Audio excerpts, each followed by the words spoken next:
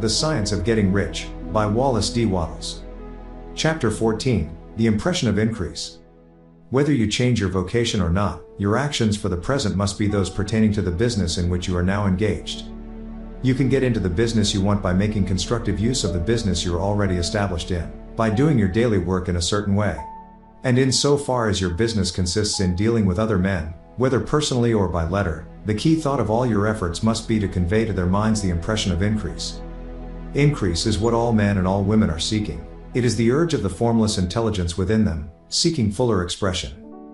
The desire for increase is inherent in all nature. It is the fundamental impulse of the universe. All human activities are based on the desire for increase. People are seeking more food, more clothes, better shelter, more luxury, more beauty, more knowledge, more pleasure, increase in something, more life. Every living thing is under this necessity for continuous advancement. Where increase of life ceases, dissolution and death set in at once. Man instinctively knows this, and hence he is forever seeking more. This law of perpetual increase is set forth by Jesus in the parable of the talents. Only those who gain more retain. Any from him who hath not shall be taken away even that which he hath. The normal desire for increased wealth is not an evil or a reprehensible thing. It is simply the desire for more abundant life. It is aspiration. And because it is the deepest instinct of their natures, all men and women are attracted to him who can give them more of the means of life. In following the certain way as described in the foregoing pages, you are getting continuous increase for yourself and you are giving it to all with whom you deal. You are a creative center, from which increase is given off to all. Be sure of this and convey assurance of the fact to every man, woman, and child with whom you come in contact. No matter how small the transaction, even if it be only the selling of a stick of candy to a little child, put into it the thought of increase and make sure that the customer is impressed with the thought. Convey the impression of advancement with everything you do, so that all people shall receive the impression that you are an advancing man and that you advance all who deal with you. Even to the people whom you meet in a social way, without any thought of business and to whom you do not try to sell anything, give the thought of increase. You can convey this impression by holding the unshakable faith that you, yourself, are in the way of increase, and by letting this faith inspire, fill, and permeate every action.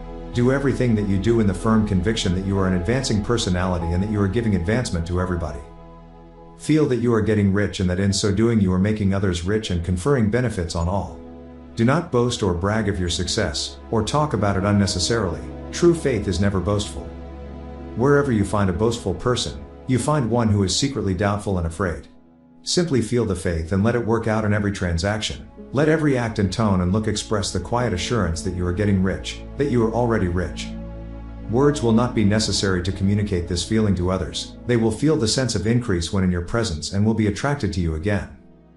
You must so impress others that they will feel that in associating with you they will get increase for themselves.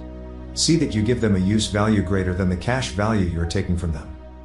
Take an honest pride in doing this and let everybody know it, and you will have no lack of customers. People will go where they are given increase, and the Supreme, which desires increase in all and which knows all, will move toward you men and women who have never heard of you. Your business will increase rapidly and you will be surprised at the unexpected benefits which will come to you. You will be able from day to day to make larger combinations, secure greater advantages and to go on into a more congenial vocation if you desire to do so. But doing all this, you must never lose sight of your vision of what you want, or your faith and purpose to get what you want. Let me here give you another word of caution in regard to motives. Beware of the insidious temptation to seek for power over other men. Nothing is so pleasant to the unformed or partially developed mind as the exercise of power or dominion over others. The desire to rule for selfish gratification has been the curse of the world. For countless ages kings and lords have drenched the earth with blood in their battles to extend their dominions, this not to seek more life for all, but to get more power for themselves. Today, the main motive in the business and industrial world is the same. Men marshal their armies of dollars and lay waste the lives and hearts of millions in the same mad scramble for power over others. Commercial kings, like political kings, are inspired by the lust for power. Jesus saw in this desire for mastery the moving impulse of that evil world he sought to overthrow. Read the 23rd chapter of Matthew and see how he pictures the lust of the Pharisees to be called master, to sit in the high places, to domineer over other and to lay burdens on the backs of the less fortunate. And note how he compares this lust for dominion with the brotherly seeking for the common good to which he calls his disciples. Look out for the temptation to seek for authority, to become a master, to be considered as one who is above the common herd, to impress others by lavish display and so on. The mind that seeks for mastery over others is the competitive mind, and the competitive mind is not the creative one. In order to master your environment and your destiny, it is not at all necessary that you should rule over your fellow men, and indeed, when you fall into the world's struggle for the high places, you begin to be conquered by fate and environment, and your getting rich becomes a matter of chance and speculation. Beware of the competitive mind.